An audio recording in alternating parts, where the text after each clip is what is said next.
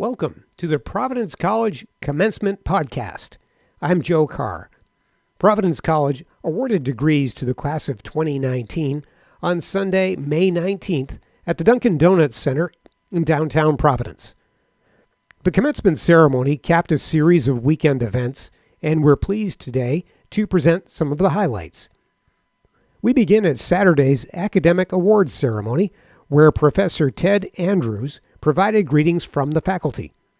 A 2001 PC graduate, Professor Andrews is an associate professor in the Department of History and Classics.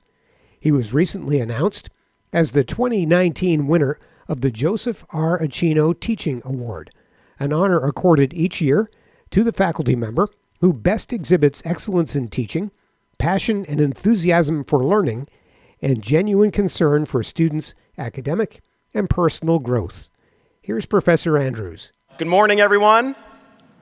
Good morning. I do that how I begin every class that way. I try to get a little bit of energy going. So congratulations to the class of 2019.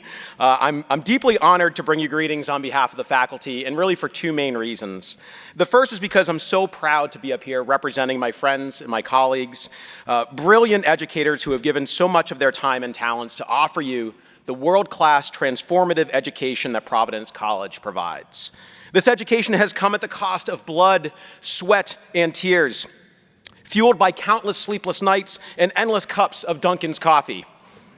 And I'm just talking about the professors here. So let's give them a round of applause.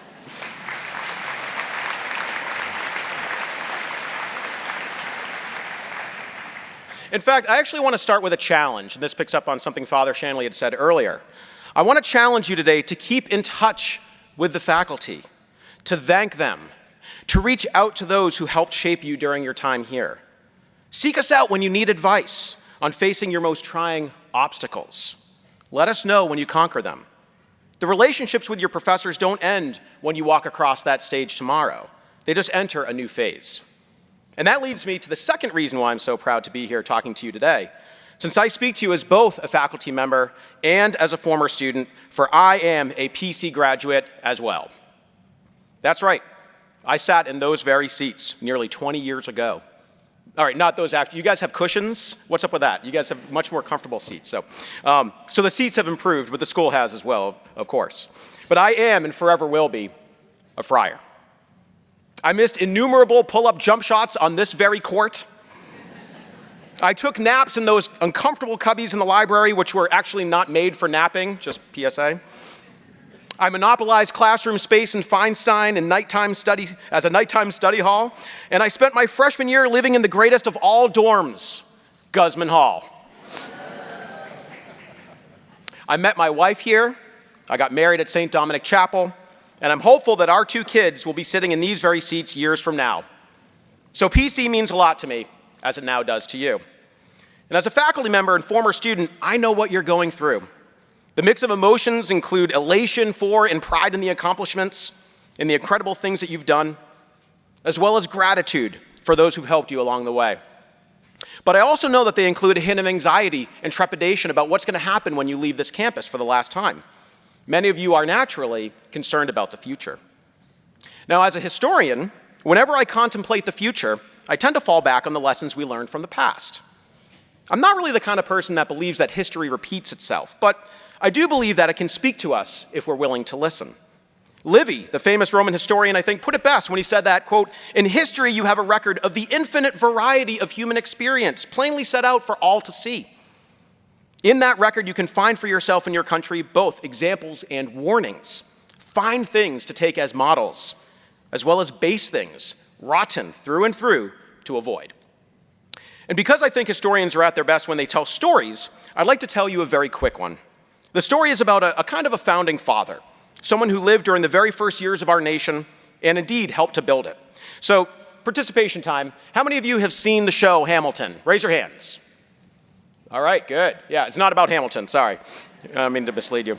It's not really about Jefferson or Hamilton, Washington, or any of those characters. It's about somebody much less famous, but much closer to home.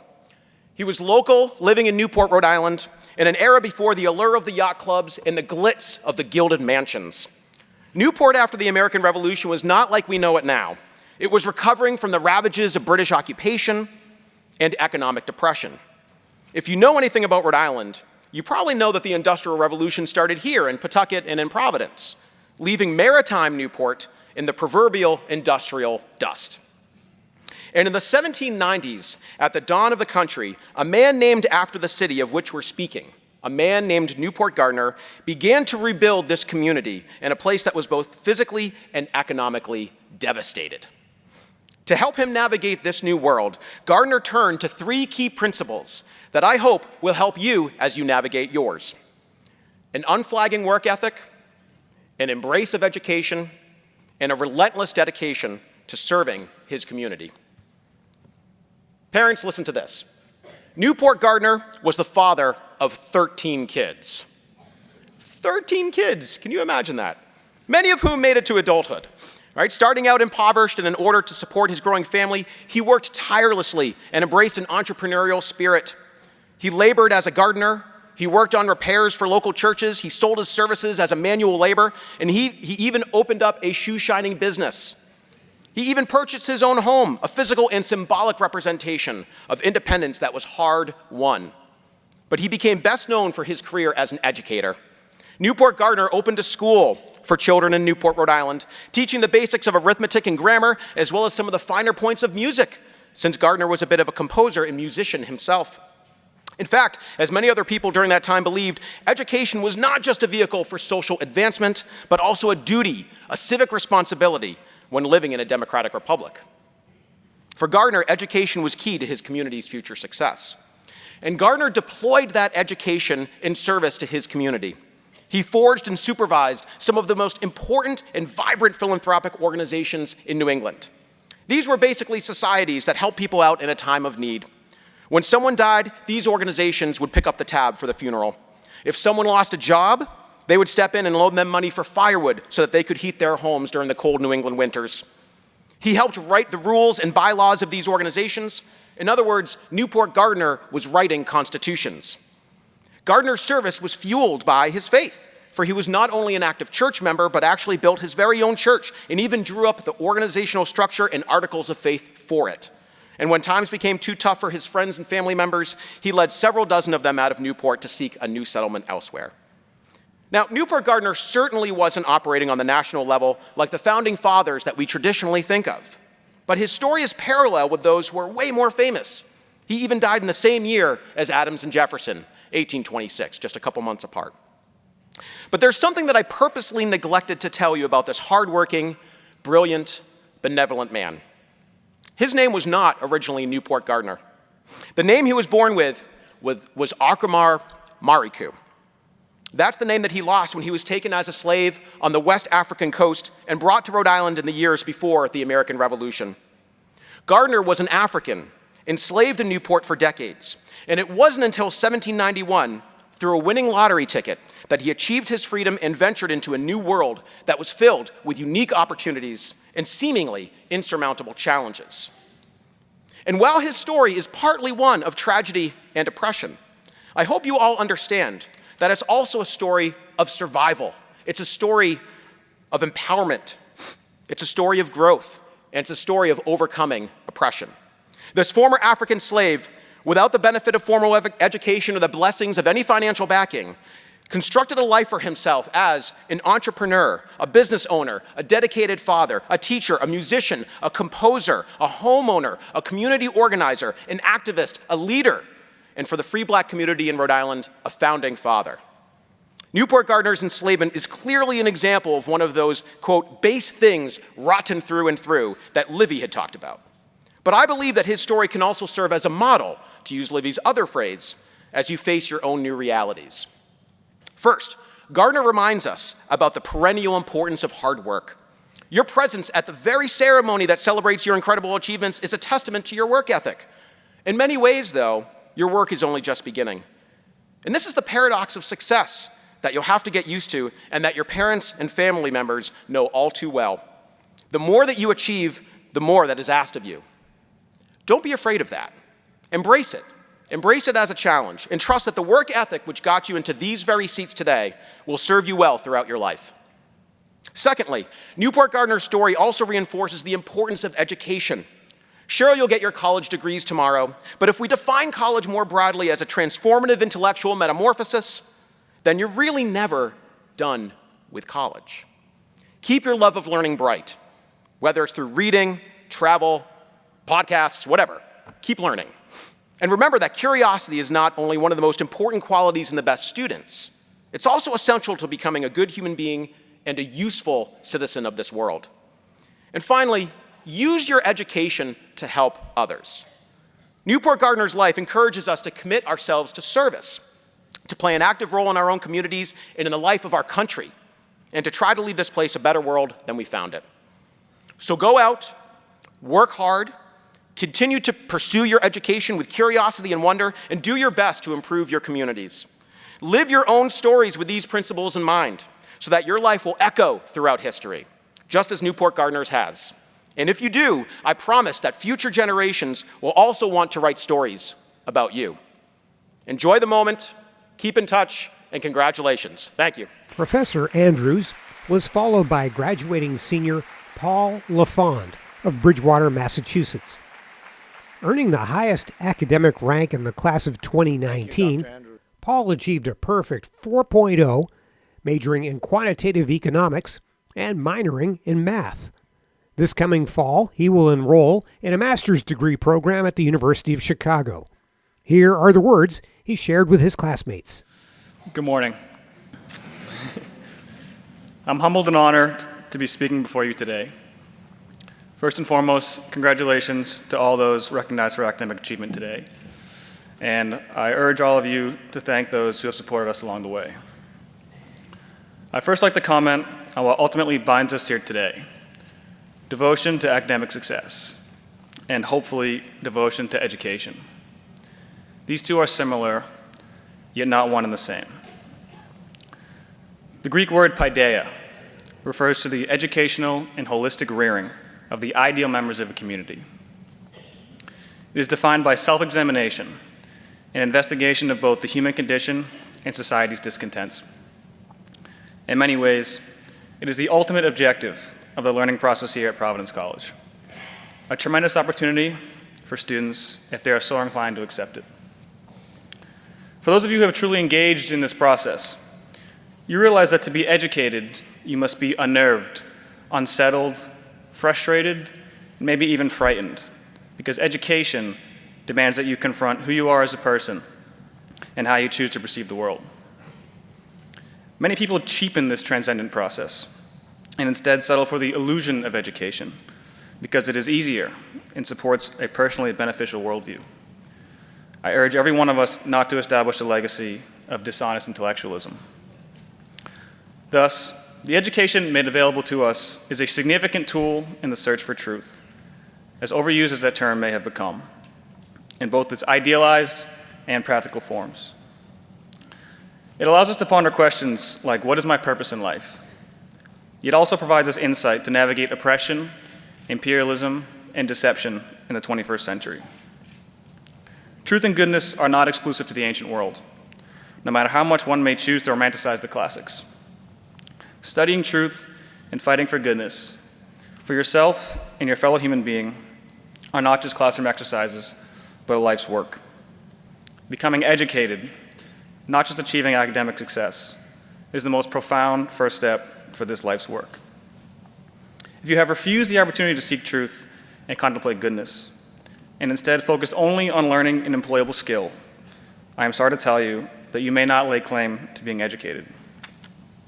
However, even if you have not fully engaged in becoming educated, I believe there is always time to start.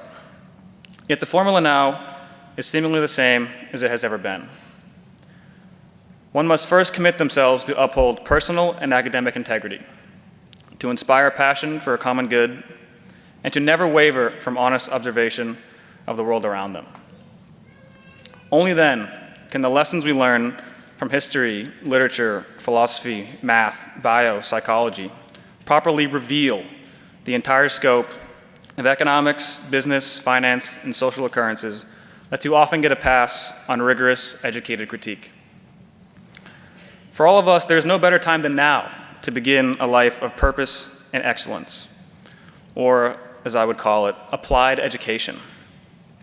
In the face of student debt, saturated job markets, and political strife, the decisions we make going forward become increasingly more important and increasingly more at odds with our moral principles. Do we sell our skills to a predatory company simply because they offer the highest salary?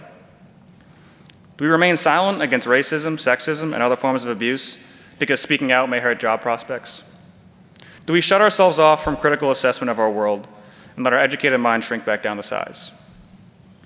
Put it this way, as Upton Sinclair writes, "It is difficult to get a person to understand something when their salary depends on them not understanding it." When we choose to not understand, we focus only on soothing personal struggles and leave everyone else to fend for themselves. When we choose to not understand, education is left behind, and consequently, accountability and decency are entirely absent. When we choose to not understand, we become devout defenders of the status quo. It is up to people like us to help remedy societal ills, not solidify them. The great public philosopher, Dr. Cornel West, eloquently proposes 4 simple questions in many of his public addresses that I feel compelled to share. He asks, how does integrity face oppression? What does honesty do in the face of deception? What does decency do in the face of insult? What does courage do in the face of brute force? To be educated, I hold, is the first step to unraveling these questions. I'd like to end, to the best of my ability, with some words of advice, most of which are not exclusively my own, but synthesized from many brilliant and wise people here at Providence College. To the students, never stop learning.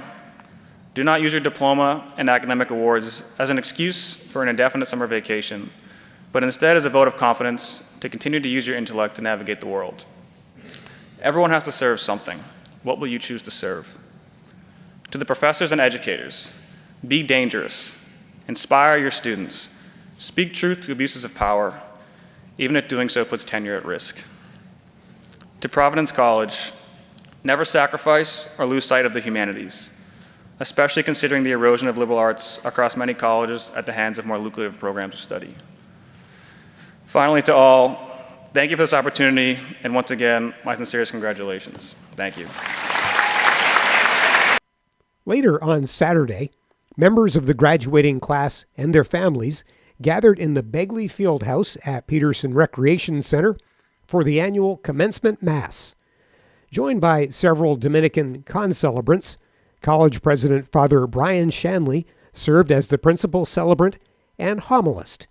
Here is Father Shanley's homily. If I had to pick my favorite sad song, it would be Bonnie Raitt's I Can't Make You Love Me.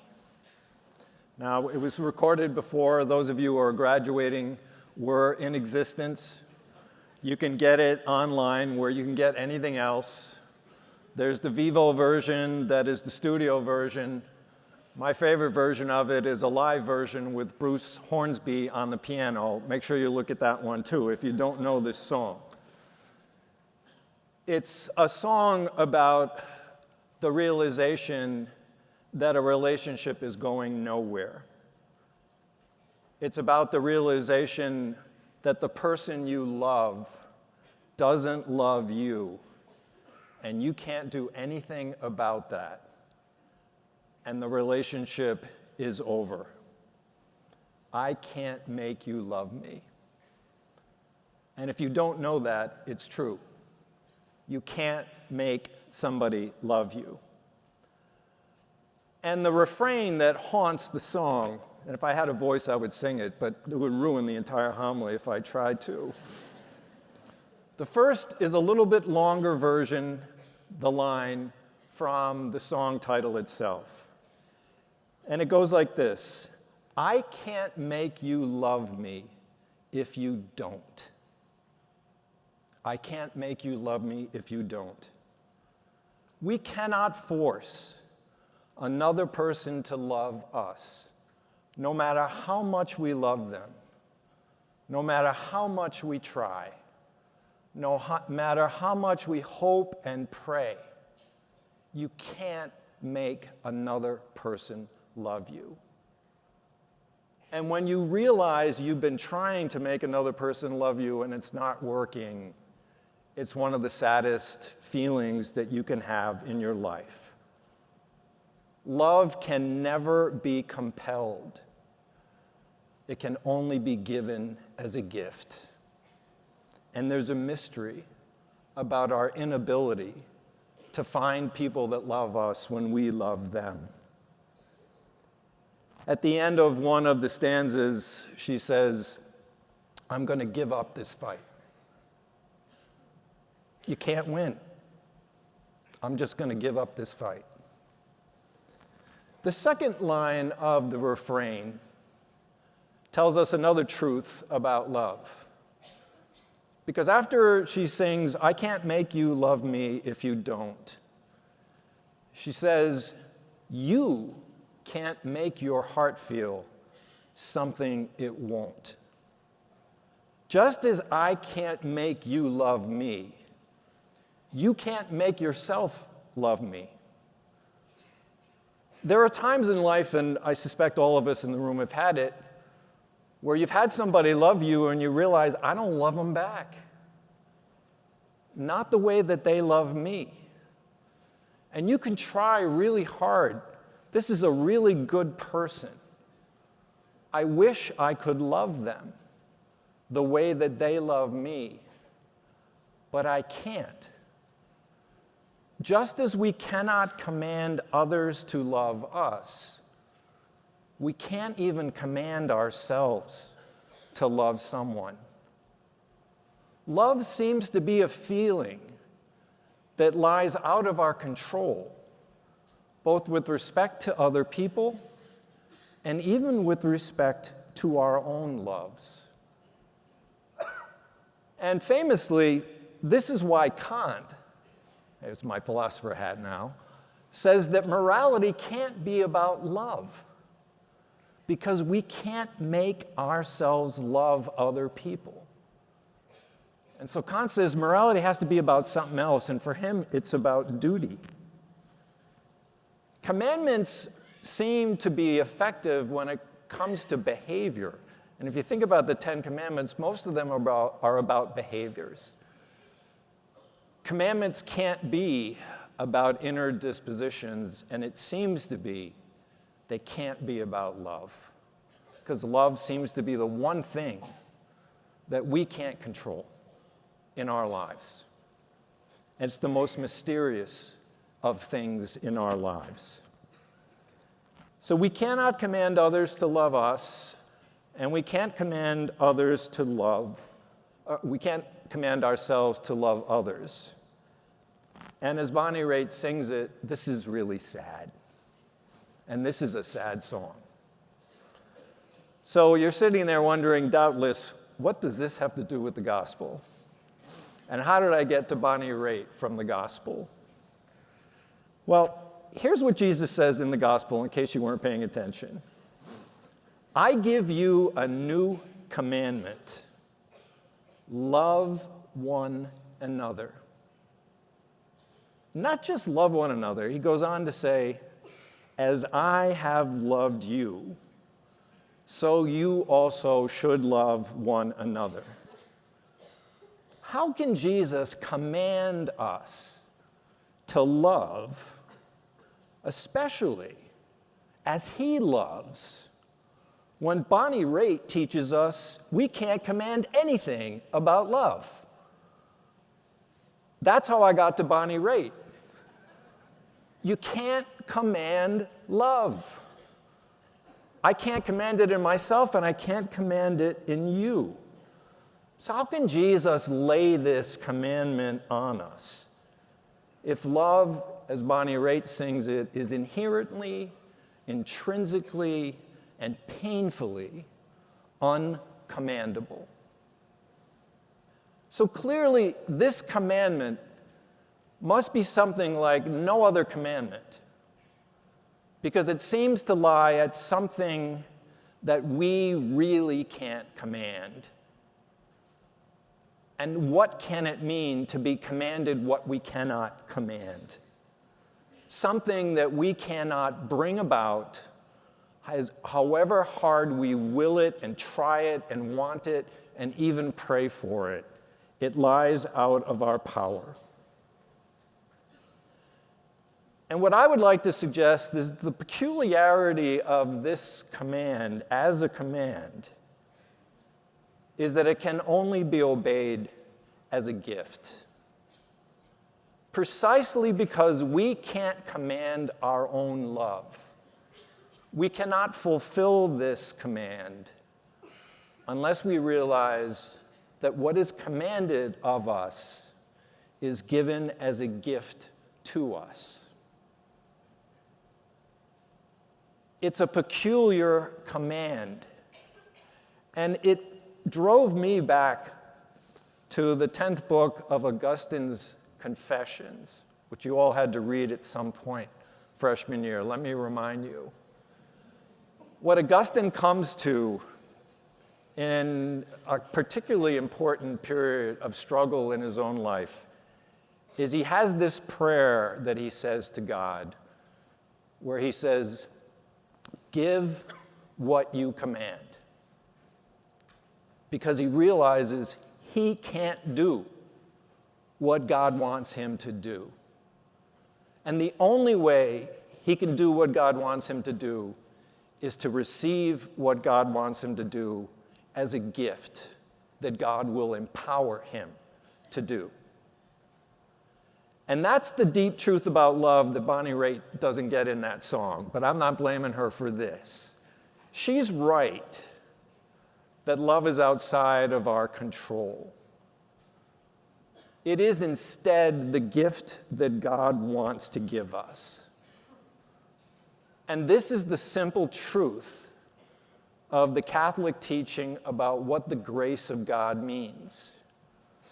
The grace of God means that the most important thing in life, which is love, can only be received and given as a gift from God.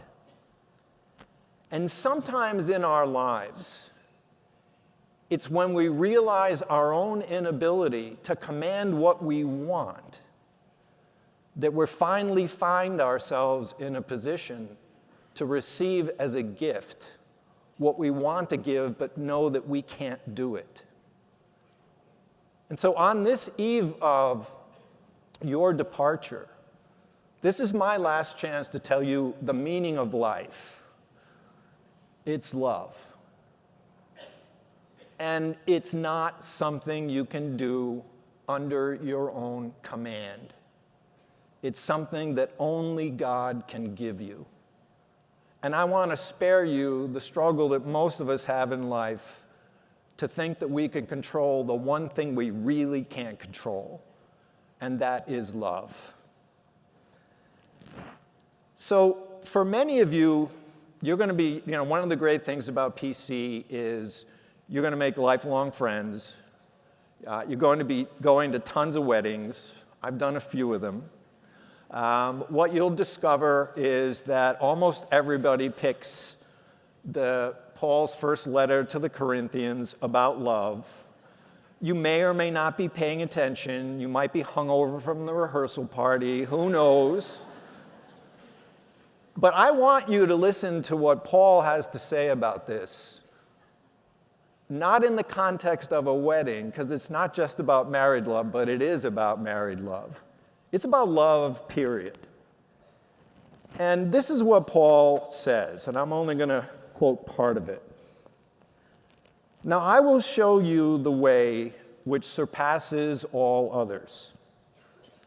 If I speak with human tongues, and angelic as well, but not have love, I am a noisy gong, a clanging cymbal.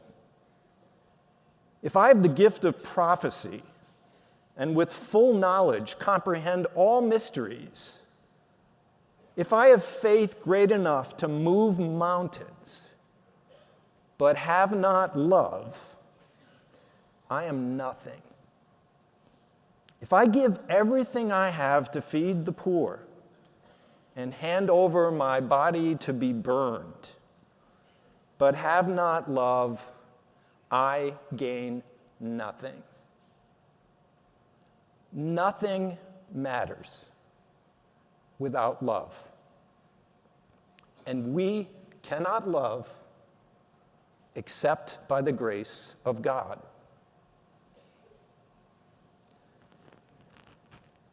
This is the last chance we have to get this message across to you. I'm going to tell you the same thing tomorrow in philosophical language. Sometimes you have to make points in different ways. If you learned anything at PC, I hope it's about the centrality of love to your life, and that the meaning of love lies in that God has loved us first, and that all of our ability to love others as Christ loved us is a reflection of the gift that God first gives us. Bonnie Raitt teaches you you can't command it. She's right. The Beatles sang, "It's all you need is love." But what you cannot command is all you need. And it is the greatest gift that God wants to give you. And as you leave Providence College, it's the one gift more than anything else we Dominicans wish that you have. Because it is all you need, and you can't command it. But if you have it, you have everything. And the only way that you can get it is as a gift.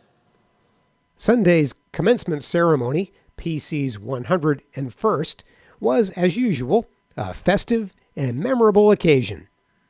Speakers included Class President Carolyn Cooke, a marketing major from Hingham, Massachusetts. She addressed the audience on behalf of the class of 2019. Welcome, family, friends, faculty, staff, distinguished guests, alumni, and most importantly, the class of Providence College 2019. My name is Caroline Cooke, and it is a huge honor to speak in front of you today at our commencement ceremony. The first time I ever visited Providence College was the fall of my junior year in high school, and it was pouring rain and cold. I wanted nothing to do with the school and was upset with my parents for making me go on a tour. Walking around the campus, I secretly loved it, though I didn't want to give my parents that satisfaction. Getting in the car after the tour, my mom asked me what I thought. Before I could even get out a word, my dad responded, saying, "I loved it. If I could go back again to school, I'd go there." I knew from that moment on that this was a special place, one that I would be lucky to call home and belong to the Fryer family. Moving in our freshman year, we said goodbye to everything that was familiar to us and moved into our sweltering hot rooms with strangers who we barely knew. Walking into Ray 216, I met my roommates, a girl from New Jersey and a girl from Wisconsin who would become two of my best friends. As freshmen, we had no idea what the next 4 years would bring. We've gone through Civ, suffered through Ray, lived in Aquinas, went abroad, and moved off campus together. Things that make the PC community as strong as it is. There's no better way to describe the PC community than thinking back to February 14th, 2018. Our Friars beat the Villanova Wildcats right here at the Dunk.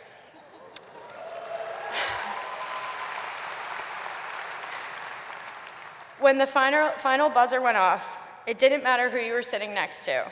Everyone ran onto the court and celebrated for the same reason, Providence. In a sea of pink shirts, we showed everybody what this PC community really is. There's a saying that reads, "Friends are the family that we choose." The friends we've made over the past 4 years are exactly that. They've seen us at our best and at our worst, supported us through everything, and believed in us even when we did not believe in ourselves, just as family does. These are true friendships, friendships that are based in the community that PC prides itself on. They are unique to this school and something we will take with us after graduation.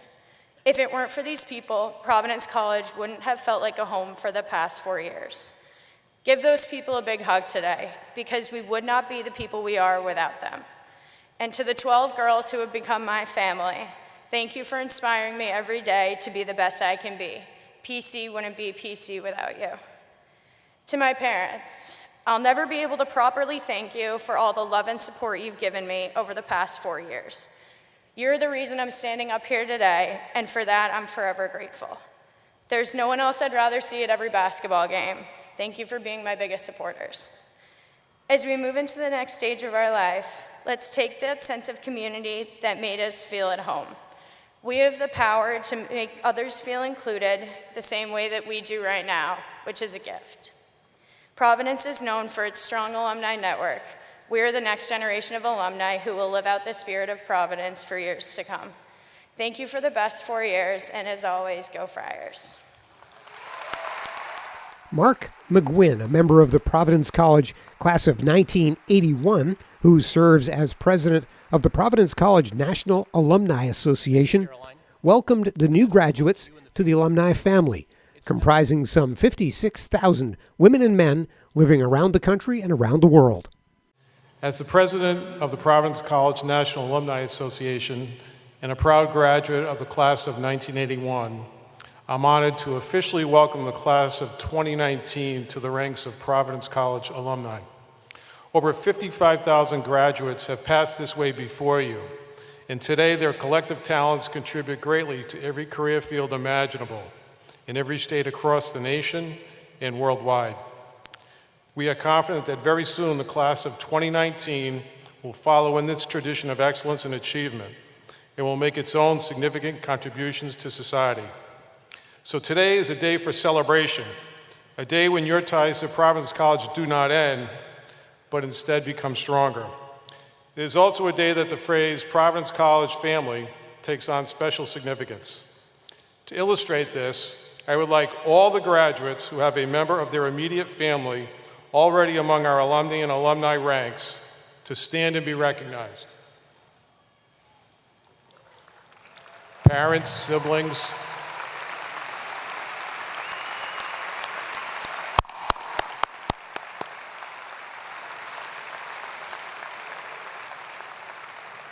please be seated. From my own experiences, I can tell you that the Providence College alumni family has been there for me and for one of my sisters, Maureen Geller, proud member of the class of 81, right up there. Professionally, I recall how welcoming the members of the Greater Boston Area Alumni Club were when I reached out to them to network and develop business opportunities in that market. Personally, I've been working with several members of the Providence Area Friar Alumni Network who've been assisting me with some family estate settlement matters the last year and a half. These fellow friars could not have been more helpful or supportive.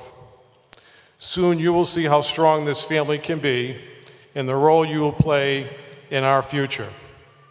It is with a great sense of pride that I convey to every one of our new alumni and your families the sincere congratulations of your brother and sister alumni.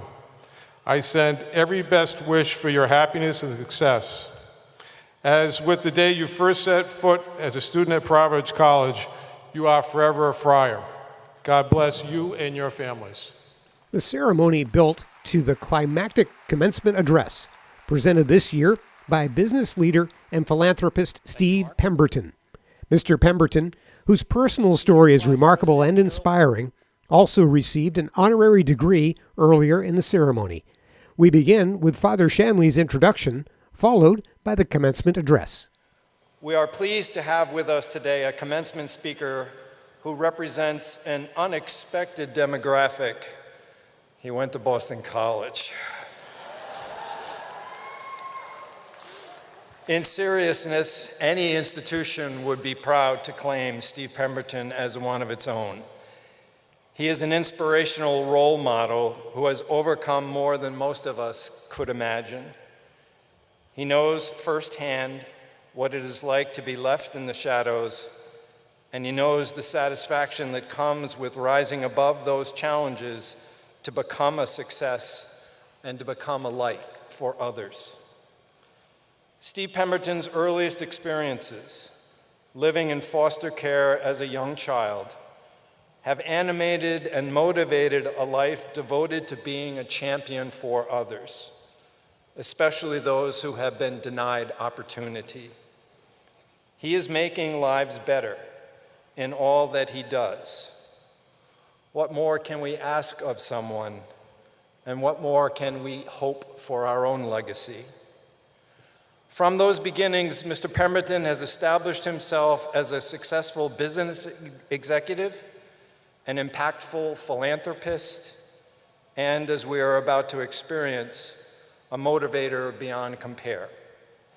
He has been recognized far and wide for his efforts related to diversity and inclusion in the workplace and beyond.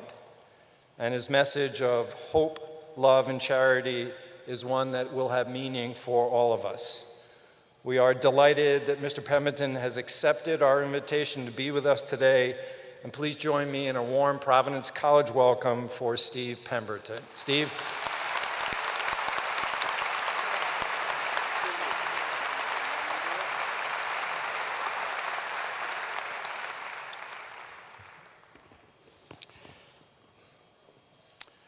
A battleship was at exercise in dark and stormy weather.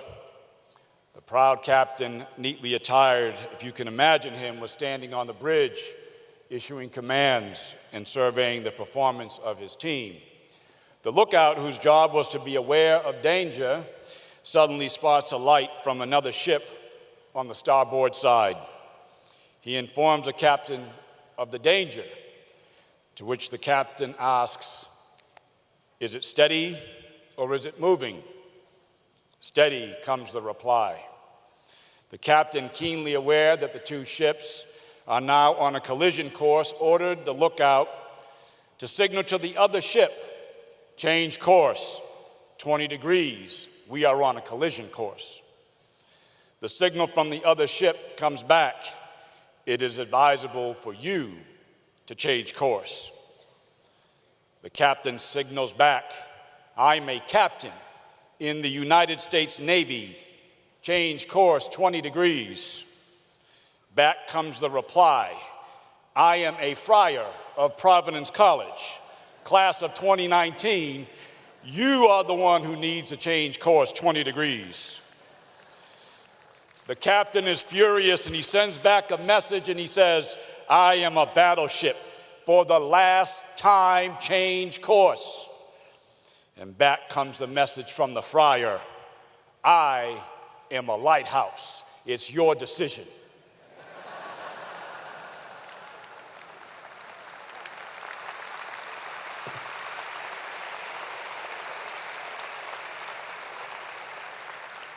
Now, in the interest of full disclosure, that story did not actually happen, nor can I take credit for being its originator. But I am going to take credit for the purposeful inclusion of the Providence College class of 2019. So that joke's been around for quite some time, but I am very confident that I am the first to make the lighthouse keeper a Providence College graduate. And I did that for a reason, as you'll soon see. So good afternoon, Friar family.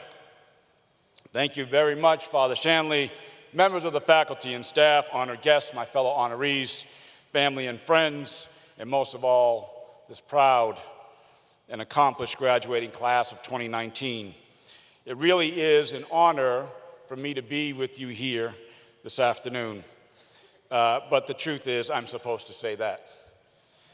Every honoree is, but for this son of New England, born and raised just 31 miles from here, being invited to your day, this day, is incredibly special.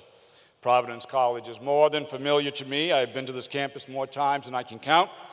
Consider many of its graduates amongst my closest friends, and I actually have fond memories of bringing my children to basketball camps here. And I have always admired the mission of this great institution. And I know that your time here has prepared you to further that mission. Commencements, by their very nature, really never lose their shine. Rarely do we get to be summoned together as a university community, and it is rarer still for that community to be further extended to our own families for us to bear witness to this momentous day in your life. So I do recognize, understand, and appreciate the importance of this event. Having said that, the role of the commencement speaker has always been a rather curious one to me, in large part because most of the advice that you hear on commencement day is advice that you have actually heard before. The real truth is that the best thing that a commencement speaker can actually do is to be brief in their remarks so you can get on with the celebration.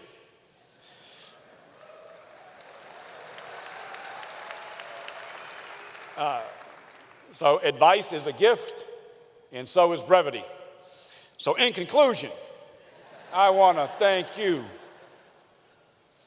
I suspect, though, that most commencement speeches this year are really going to come down to two words: save us. There is a real fear in our nation that we find ourselves off course, that we are in a colossal struggle over our identity, who we are and who we are to become.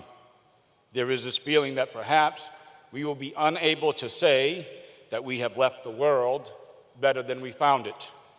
And in our uncertainty, we turn our eyes to you, considering the next generation our best hope at restoring some semblance of humanity and goodness. There is an expectation, and quite the expectation, made all the more difficult by the reality that it can be quite difficult to save the world and start a life, especially when you're trying to do both of those things from an apartment you can barely afford. At least that was the case for me.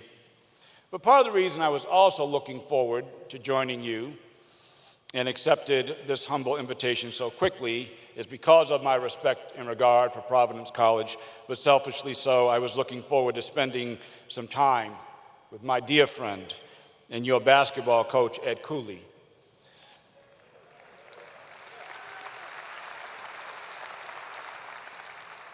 So Coach and I began our careers at UMass Dartmouth over 20 years ago. He as an assistant basketball coach and me as a junior admissions counselor. And then shortly after that, we were both at Boston College working in the worlds of coaching and admission, although it's still debatable as to who was following who. Now, every Monday, Wednesday, and Friday, the faculty and staff and coaches would have pickup games. No students were allowed to play with us, in large part because we wanted to hold on to the belief that we still had some game left. The reality is that the things that we used to do all day now take us all day to do. But Coach and I would often sit down after these games and we talked about the future and family and what we hoped to accomplish. You should also know that as a point guard and as a big man, Coach and I ran quite a mean pick and roll. But our conversations also were quite serious. We talked about the kind of dads we wanted to be, even though children weren't yet on our horizons. Now, the easy reach for me would be to say that we could have never imagined a day where I would have the honor of being a commencement speaker in the very same place where he is an accomplished head coach. But I was there for those conversations, and so I can tell you that that would not be true. Because the lives that we live today as husbands, fathers, community citizens, and leaders in our respective professions were the lives that we dreamed of back then.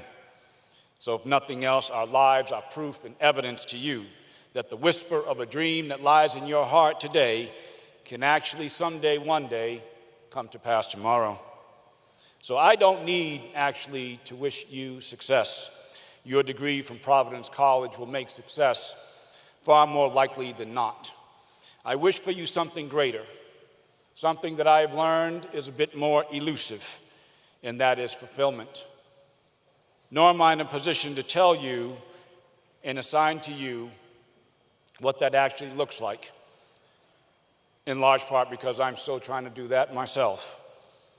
The fulfilled life is always one in motion. But there's something else that Coach and I talked about that is perhaps helpful to you, and what we talked about often, including earlier today, were about the people whose goodness bent the arc of our lives. For Coach Cooley, it was the Seawrights, who took him in at a challenging moment and some inherited difficulties in his life. And for me, it would be John Sykes, a high school teacher. There was no more difficult day in my childhood than 2 days after Christmas, seated across from a well-intentioned social worker. I arrived in his office at about 11 o'clock in the morning after having escaped this foster home that had been more like a prison for over 11 years. And the hard truth of it is that I still bear the physical scars of escaping that day. It was sunny outside, and I watched him for the course of a day trying to get someone to take me in. It's 2 days after Christmas. I am black, I am male, and I have this enormous case file following me around that says he doesn't have a chance in the world. Daylight turned to dusk, and dusk to darkness, and still my social worker was there. I can still hear the sound of the turn of the pages and the frustration that my life and the choices in my life were completely out of my hands. And I can honestly tell you that in that moment, all did seem lost to me. In pure desperation, my social worker asked me, "Steve, do you know anyone?" And I almost said no, until I remembered John Sykes, who I overheard talking about me one day. He said to another counselor, "I don't have any children, but if I did, I would love for them to be with that young man." And though John was supposed to be on vacation when my social worker called him, he was actually in his office correcting papers. And so I went to live with him that night. And what was supposed to be a week turned into my last year of high school. And it was John who encouraged me to take risks, none greater, when he told me that the best way for me to get to college was to apply for scholarships. I didn't know what scholarships was, and he said, "That is free money." I know what that is.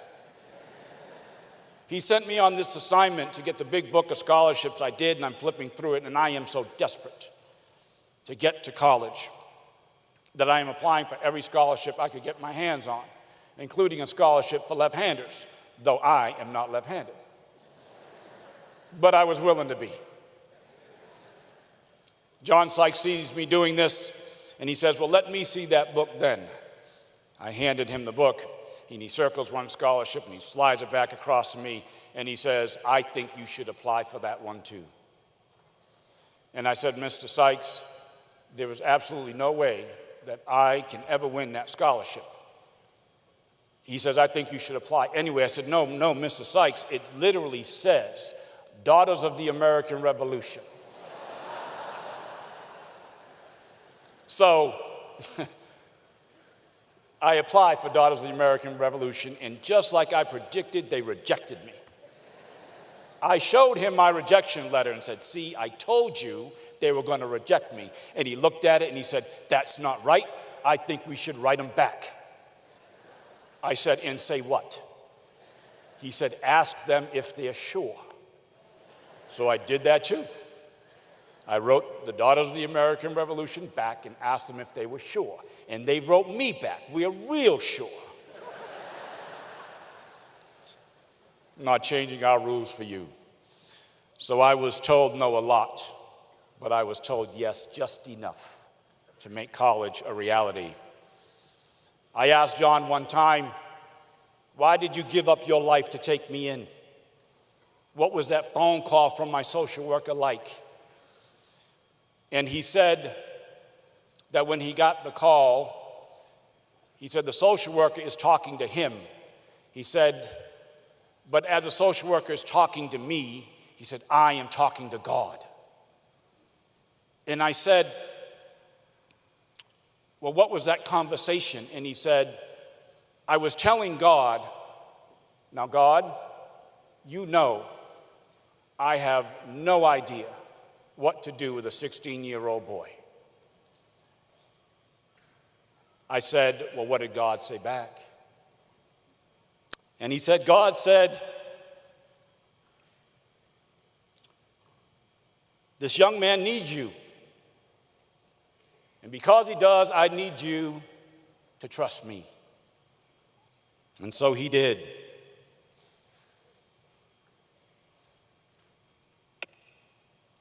And today, my children call him Grandpa John. John was a human lighthouse whose beacon had the power to guide and to save. You had those lighthouses too. And if I am indeed your last professor, and this is indeed your last lecture, then the following is your last assignment.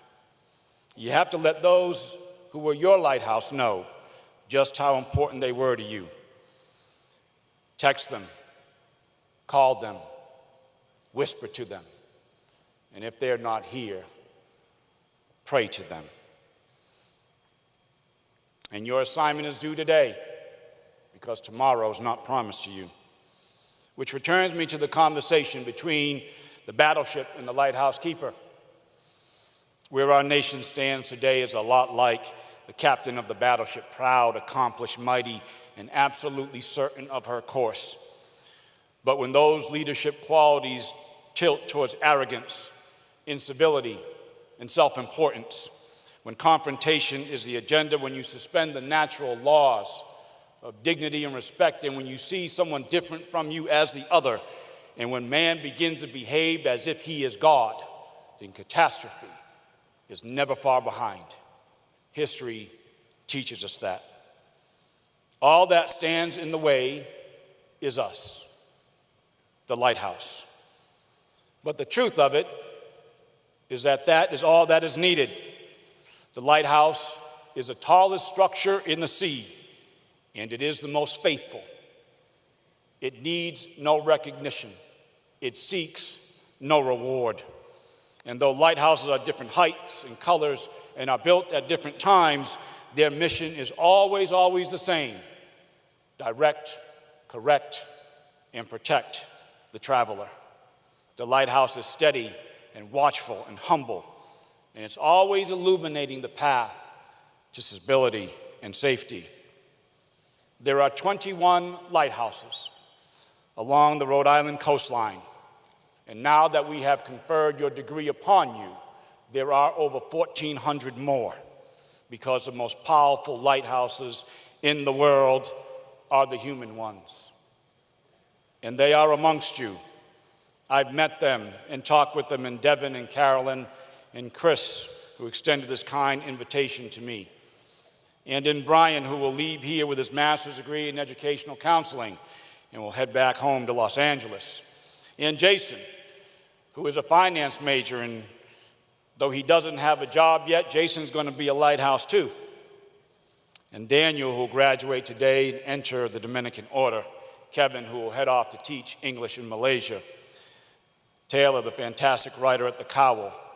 And Nerese, who returns to Providence College to complete her bachelor's degree after raising a family. That's my humble, small request of you. Let your life be a lighthouse. Let your life be a lighthouse for this college who taught you. Let your life be a lighthouse for your community who raised you. Let your life be a lighthouse for your family who loves you. Let your life be a lighthouse for our nation. Most importantly of all, let your life be a lighthouse for another that needs you. Congratulations, class of 2019, and God bless you. God bless you. God bless you.